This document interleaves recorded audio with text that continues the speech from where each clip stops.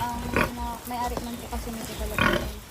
Sa ng mama ko po, yung parang kapatid nung papa niya. Kapatid ng papa mo. Nung papa po nung mama ko. Kumbaga lolo ko po. Kapatid po ng lolo ko. Eh, ano po, dito, nung nakaraan po, naghahanap mo din po sila ng matulong-tulong po dito. Eh, sakto man po nun. Sakto, wala kang pasok. Opo.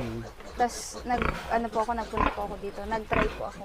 Tapos, ayun po, nung nakita ko naman na parang kaya ko naman po, kinuha ko na po kasi yung makukuha ko naman po doon, nakakatulong din po. Yung binibigay sa'yo yun. Pero, di ba mahirap sa'yo ganito?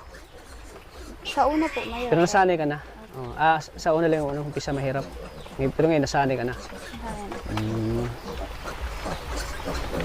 Grabe, nakakahanga po sa Krista po. Malay mo, soon, magkakaroon ka rin ng ganito, no? Ganitong babuyan. Sino nagpaanak ng Krista? Oo, sino nagpaanak? Yung may-ari po dito, pero yung may-ari? Anak po. Siyempre, nandito din. Parang nakita ko. Laki pati ng mga baboy na alinagaan mo, pinapakain mo. Nung una nga pong pasok ko po dyan, Ha? natakot po ako nung una Oo ko nga pong pasok dyan. Hello! Lalaki ng mga baboy. Lalaki ng baboy. Sanay ka na. Ayan o. Papalabas ka na. Yung Kristanda. Po, ganyan po yan. Hindi ka ba nabatuhan? Hindi man. Nasanay na yung ilong mo? Nasanay na sa baho ng ano? May amoy. Tain ng baboy. Amoy. Pero nasanay ka na, Krista? So, di mo bato ka na, Krista? Makakita to ng mga ano mo. Makakita to ng mga kamag-aral mo. Hindi man po kasi Sa klase mo, ano ka ng baboy, di ka nahiya. Dahil dito din po nakatulong po siya sa akin. Nakatulong sa'yo. Parang sa akin. Oo.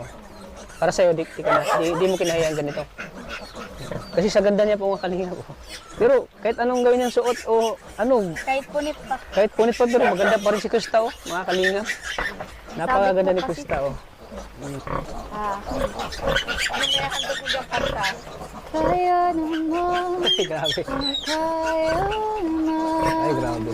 Kumakanta siya oh. Hihirapan kahit lungkot dumaraan.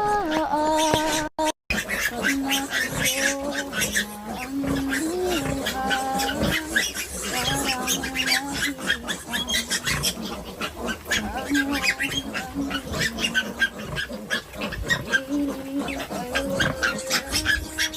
Papahimbing ko, narinig na